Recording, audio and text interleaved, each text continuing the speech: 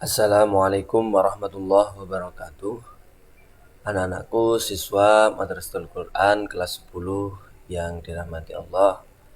Melanjutkan pertemuan kemarin, bahwasannya kita kemarin sudah mempelajari pembagian air berdasarkan asal muasalnya ya. Kemarin masih ingat ya, air secara asal dibagi menjadi 7, yaitu air hujan, kemudian ada air laut, ada air sungai, air sumur, air sumber, air es, dan air embun. Kalau disingkat, secara asal air itu berasal dari dua hal, yaitu dari atas langit dan bersumber dari dalam bumi. Nah, selanjutnya kita juga akan membahas air, tetapi pembagiannya mengenai hal yang berbeda, yaitu air dibagi berdasarkan sifat dan fungsinya. Sifat maksudnya bagaimana? Sifat maksudnya dari suci atau tidaknya, kemudian fungsi itu dari bisa mensucikan atau tidak. Baik, saya akan membuat skemanya.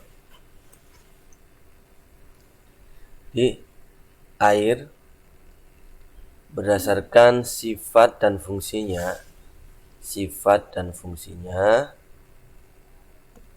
itu dibagi menjadi 4. Yang pertama, air suci mensucikan.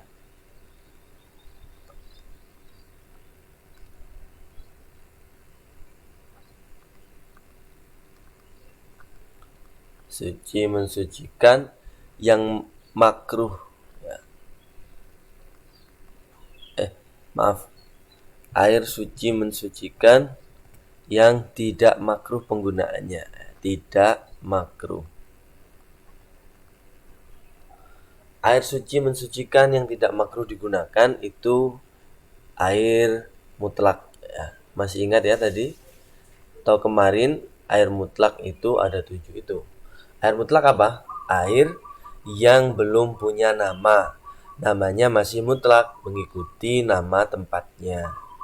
Ya. Air yang masih berasal dari tempat keluarnya ya. Itu namanya air mutlak. Belum punya nama, namanya mengikuti nama tempatnya. Seperti air hujan dimasukkan ke dalam ember menjadi air ember, dimasukkan ke galon menjadi air galon, masukkan kamar mandi, namanya juga air kamar mandi atau air banyu jeding, istilah bahasa Jawanya semacam itu. Selanjutnya, pembagian air yang selanjutnya yaitu air suci mensucikan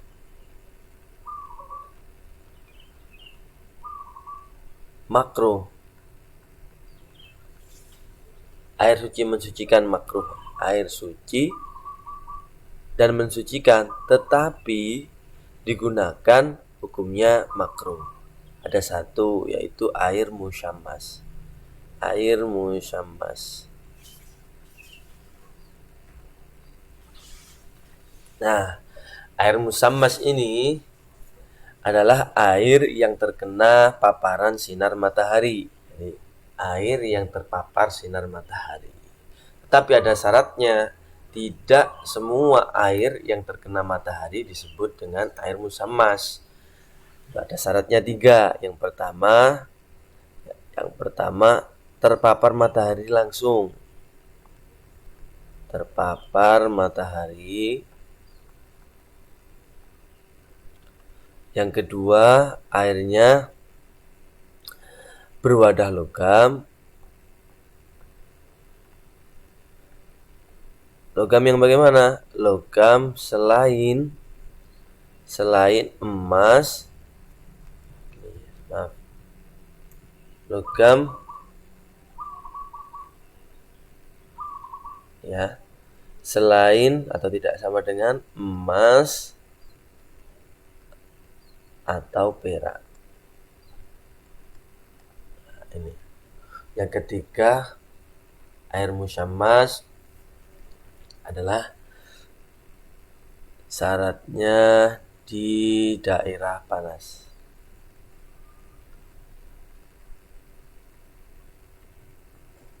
Nah, air yang terpapar matahari. Maksudnya gimana air terpapar matahari? Ya, terkena sinar matahari langsung, berbeda dengan air yang kalian panaskan dengan kompor walaupun panas, itu bukan musyammas namanya. Atau air yang kalian panaskan dengan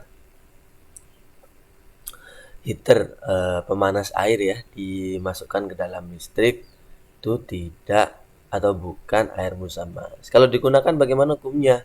Kalau sangat panas dan membahayakan, bahkan jadi haram. Bukan makruh lagi kalau sudah sangat panas sekali. Tapi kalau airnya terpapar matahari, kemudian berasa panas, nah itu dikatakan air musyammas dan penggunaannya makruh. Kemudian syarat yang kedua dari air musyammas yaitu berwadah logam. Berwadah logam maksudnya ya logam yang dalam unsur kimia tabel periode unsur itu ya, di tabel kimianya berwarna biru itu namanya logam. Nah, air berwadah logam ini jika air panas terkena matahari, jika tidak berwadah logam maka bukan dikatakan air musyammas. Contohnya air yang berada dalam tandon. Ya, air masukkan dalam tandon, kemudian siang hari terpapar matahari, ketika dibuka airnya hangat atau cenderung panas. Buka kerannya, airnya hangat atau cenderung panas. Nah, itu bukan air musyammas karena berwadah dari tandon atau plastik. Atau tandon yang bukan plastik juga, misalkan tandon yang cor atau tembok batu bata, itu tidak dikatakan sebagai air musyammas. Selanjutnya, oh ya ini masih ada lagi, atau berwadah logam tetapi emas atau perak. Ya, kalau emas atau perak tidak masalah. Jadi air yang berwadah logam terbuat dari logamnya berbuat dari emas atau perak tidak masalah. Terlepas dari hukum menggunakan wadah emas perak itu sebenarnya adalah hukumnya haram menggunakan wadah emas perak, tapi airnya tidak makruh untuk digunakan karena airnya bukan air musyammas, gitu ya. Kenapa kalau emas perak tidak apa-apa? Ya karena emas perak itu sendiri adalah murni zatnya, atau dalam bahasa Arabnya li sofa idzatihima, karena murninya zatnya emas perak. Atau mudahnya murni itu bagaimana? Tidak menimbulkan korupsi, tidak menimbulkan neyeng atau berkarat, ya, tidak menimbulkan korosi. Itu wadah yang berasal dari emas atau perak. Ya, tadi terlepas dari haramnya penggunaan wadah emas perak. Wadah emas perak itu tidak boleh digunakan. Haram hukumnya menggunakan wadah air dengan emas atau perak. Nanti ada babnya sendiri. Tetapi airnya boleh digunakan, tidak dimakruhkan. Paham ya? Masalah seperti ini. Mencuri air itu hukumnya haram. Air curian itu haram. Tetapi menggunakan air curian untuk wudhu, ya wudhunya tetap sah. Maka apa? Haram tapi sah. Sama dengan emas perak, haram tapi tidak makruh, gitu ya. Haram menggunakan wadahnya tapi digunakan untuk bersuci, tidak makruh.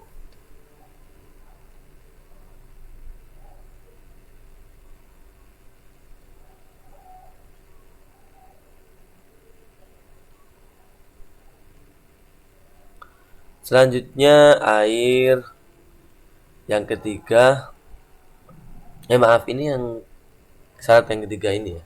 Syarat yang ketiga adalah di daerah panas. Di daerah panas maksudnya seperti apa? Maksudnya adalah airnya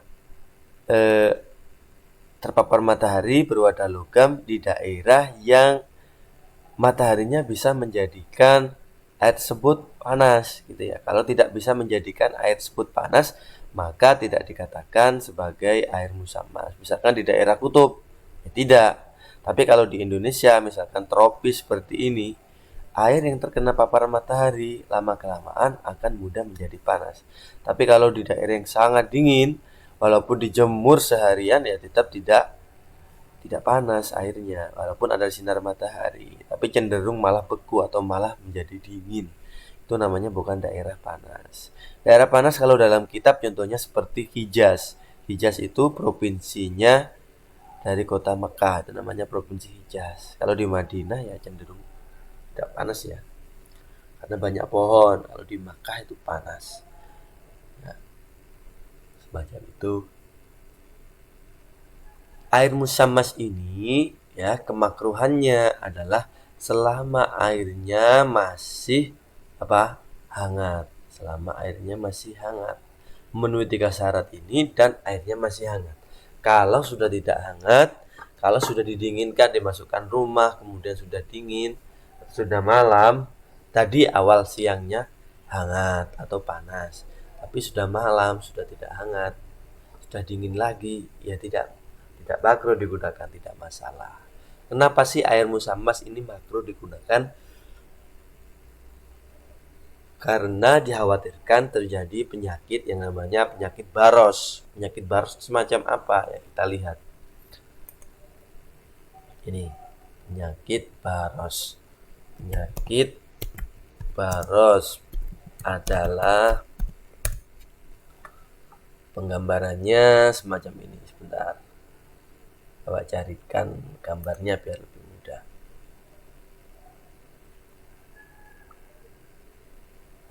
Nah ini namanya penyakit baros. Ya, penyakit baros ya semacam ini.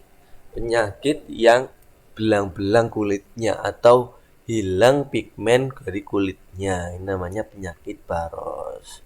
Dikatakan menurut beberapa pendapat karena seringnya menggunakan air yang panas terpapar matahari. Ini penyakit baros macam ini ya.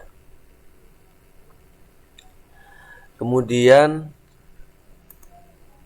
selanjutnya yang ketiga adalah air suci. Air suci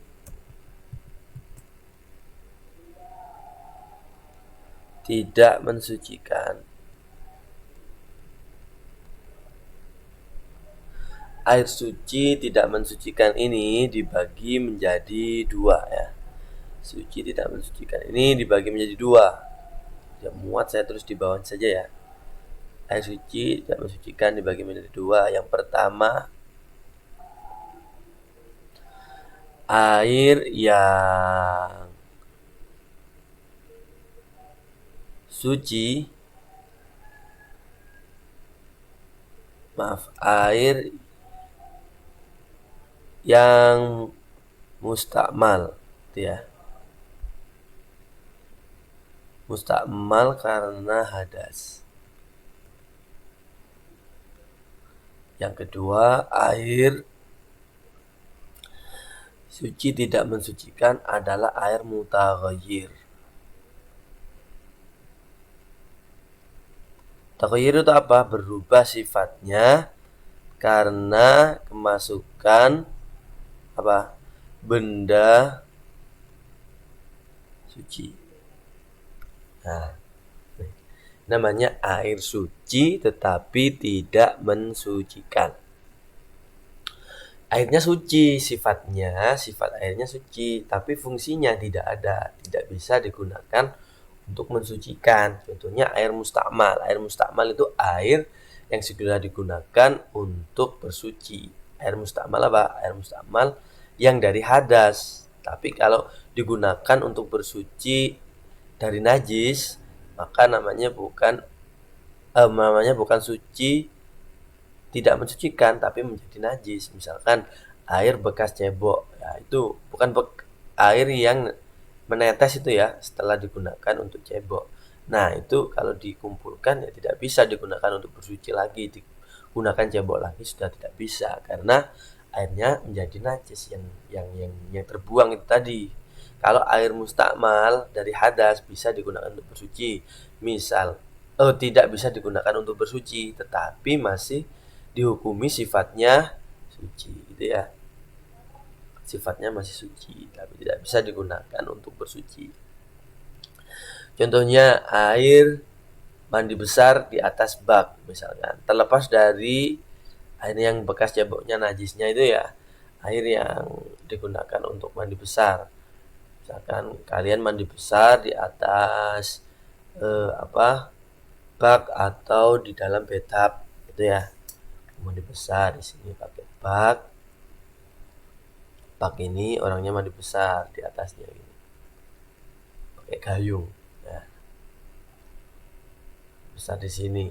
Akhirnya mandi besar, akhirnya airnya menggenang di baknya ini.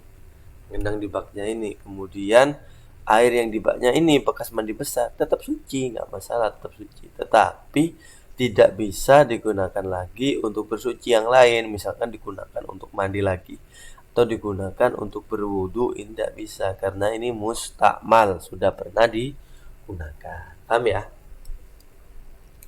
Tetapi air mustakmal ini kalau dikumpul-kumpulkan, ini bisa digunakan untuk bersuci. Dikumpulkan sampai berapa? Sampai 2 kula. Jadi air yang sudah digunakan untuk bersuci atau mustakmal dari hadas, kalau sampai 2 kula itu sudah hilang kemustakmalannya. Jadi dia kembali jadi suci, mensucikan. Misalkan kalian mandi besar di atas kolam yang kosong. Ini kolam kosong, kemudian kalian mandi besar di sini. Kemudian dimasuki air dari keran. Ini air mustakmal kalian mandi besar di sini. Airnya jadi mustakmal. Kolamnya akhirnya terpenuhi sampai menjadi berapa? 2 kula. Sampai melebihi 2 kula ini. Ini melebihi 2 kula. Maka air yang asalnya mustakmal tapi terkumpul menjadi banyak melebihi 2 kula ini bersifat suci, mensucikan lagi. Jadi suci, mensucikan lagi. Ya, berubah jadi suci, mensucikan. Paham ya? Itu. Sama halnya kalau mustakmal dari najis. Air yang kena najis terkumpul menjadi lebih dari 2 kula, bisa jadi suci, mensucikan lagi, tapi kalau najis ada syaratnya, yaitu airnya harus hilang sifat najisnya dulu. Kalau sudah hilang sifat najisnya, sudah sangat banyak dan tidak ada bau najisnya, sifat najisnya, rasanya, tidak ada warna najisnya, maka bisa lagi menjadi suci dan mensucikan. Itu ya. Kemudian selanjutnya yaitu air mutaghayyir. Mutaghayyir itu adalah air yang berubah salah satu sifatnya karena kemasukan benda suci. Namanya air mutaghayyir. Contohnya air di kamar mandi, kemudian kemasukan ketumpahan sampo 1 botol. Kemudian berbau sampo semua air dalam kamar mandi tersebut. Maka air tersebut tetap suci, tetapi tidak bisa digunakan untuk bersuci, nggak bisa digunakan untuk cebok, nggak bisa digunakan untuk mandi besar, nggak bisa digunakan untuk berwudu. Karena apa? Karena sudah berubah sifatnya, yaitu menjadi bau sampo. Walaupun sampo sendiri itu benda suci, gitu ya. Walaupun sampo sendiri itu benda suci, airnya berubah, tidak bisa mensucikan, gitu ya. Tidak bisa digunakan, tidak bisa berfungsi. Tetapi sifat airnya tetap suci, gitu ya. Yang terakhir, air mustakmal itu bagaimana? Yang terakhir, air berdasarkan fungsinya itu bagaimana? Air yang najis. Terakhir, air najis. Bagaimanakah penggambaran air najis? Air najis maksudnya air yang sifatnya tidak suci dan fungsinya tidak ada, tidak mensucikan. Di air najis itu air yang tidak suci dan tidak mensucikan. Dibagi menjadi dua air najis. Yang pertama, air yang lebih atau yang kurang dulu ya. Air yang kurang dari sama dengan dua kula kemasukan najis ya. Yang kedua, air lebih dari sama dengan 2 kula kemasukan najis plus berubah salah satu sifatnya.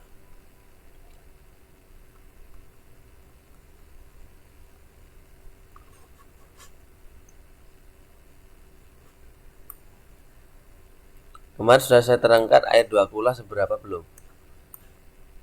Nih. Jadi air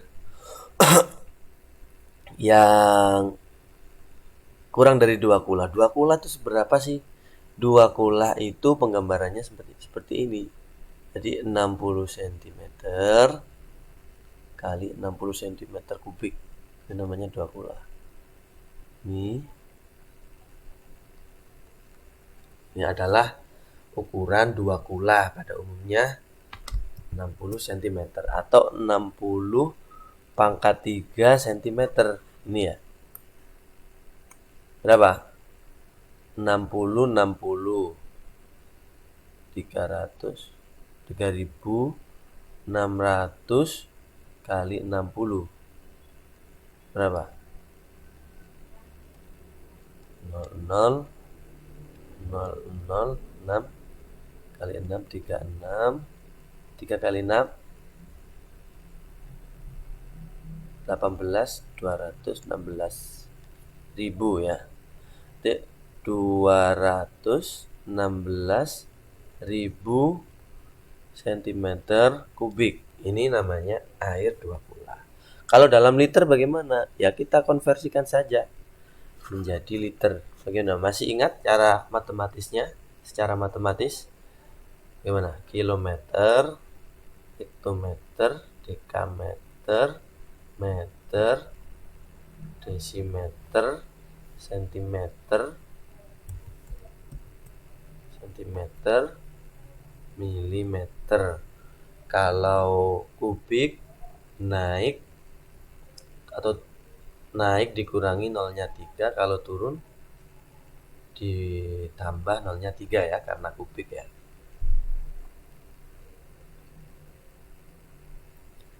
Ini 216.000 cm kubik. Kalau 1 desimeter itu sama dengan kubik, itu sama dengan 1 liter. Ini ya, liter. Berarti naik 1, nolnya dicoret 3. 216 liter. Itu sama dengan 2 kula ya. Berapa? 216 liter. Sama dengan 2 kula. Sekitar segitu ya. Atau ada yang berpendapat 2 kula itu adalah 270 liter. Yang berpendapat, terserah mau pakai yang mana. Ini ada yang berpendapat semacam ini, 60 kali 60 kali 60, ada yang berpendapat langsung 270 liter itu 2 kula. Baik, saya terangkan ini ya.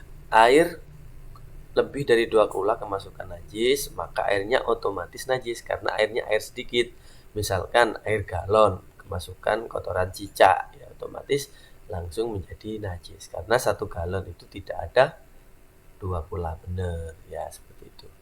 Selanjutnya yang kedua, air melebihi dari 2 kula. Air lebih dari 2 kula kemudian kemasukan najis dan berubah sifatnya. Misalkan air 1 kolam kemasukan bangkai sapi mati, berubah sifatnya semua. Atau air 1 kamar mandi kemudian dimasuki kotoran sapi yang banyak itu ya, jadinya berubah semua. Nah, Macam itu. Jadi kesimpulannya, pembagian air berdasarkan sifat dan fungsinya ini dibagi menjadi 4. Yang pertama apa?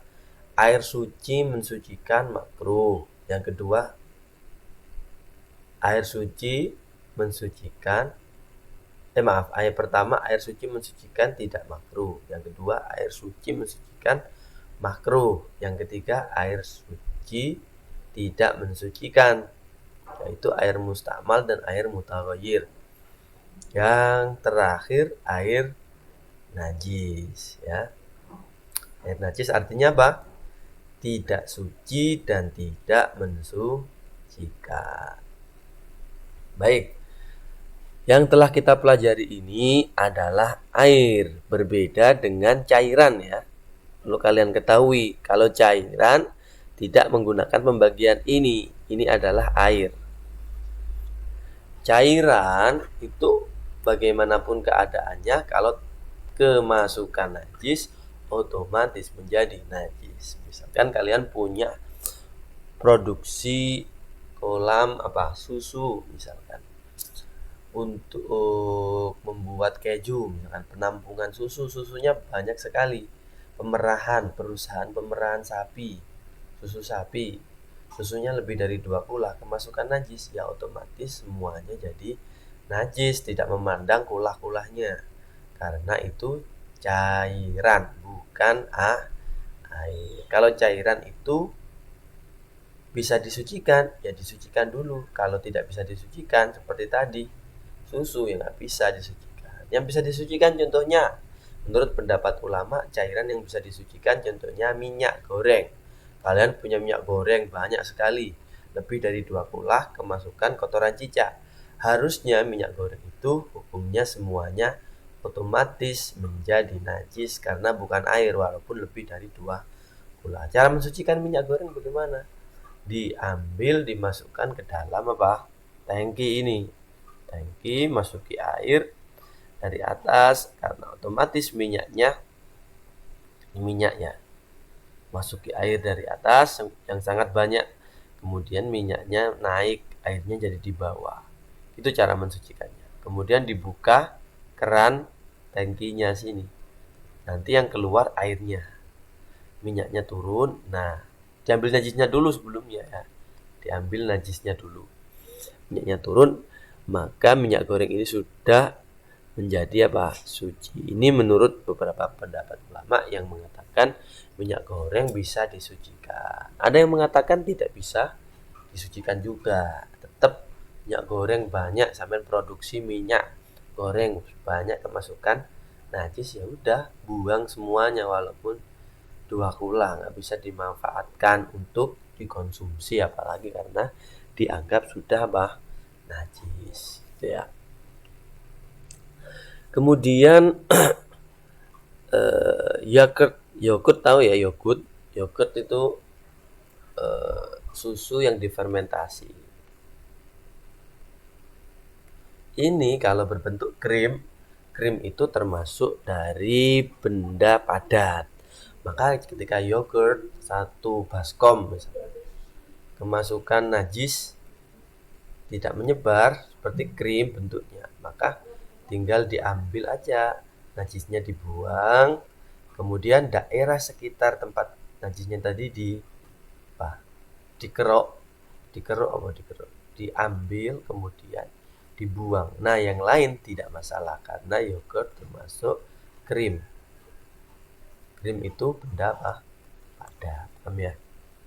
Nah, lagi penjelasan mengenai air kolam. Jadi air kolam itu adalah biasanya terkena air kolam biasanya terkena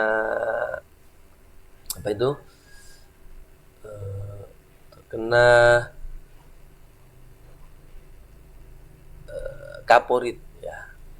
Diberi kaporit sehingga berbau air kolam.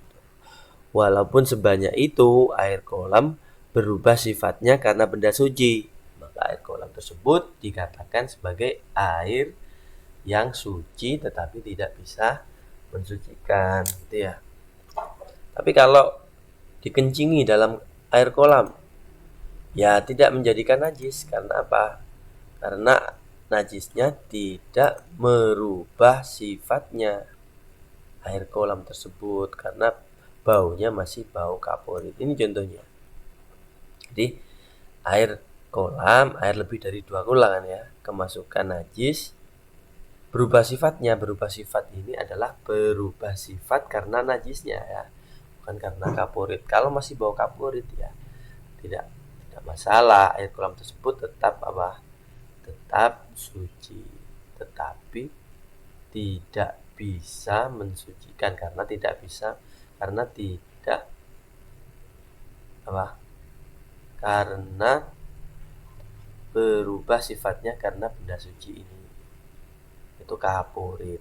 Paham ya? Ini penggabungan antara penjelasan nomor 3 dan nomor 4 air kolam itu. 42 ini.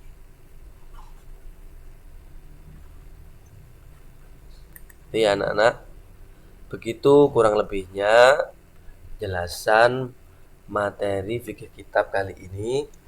Tolong kalian perhatikan benar-benar, diingat-ingat pembagian air. Kemarin dibagi menjadi 7, itu berdasarkan asal muasalnya. Sekarang pembagian air dibagi menjadi 4 berdasarkan sifat dan fungsinya. Terima kasih, kurang lebihnya mohon maaf apabila ada salah-salah kata. Wallahu a'lam bishawab. Assalamualaikum warahmatullahi wabarakatuh.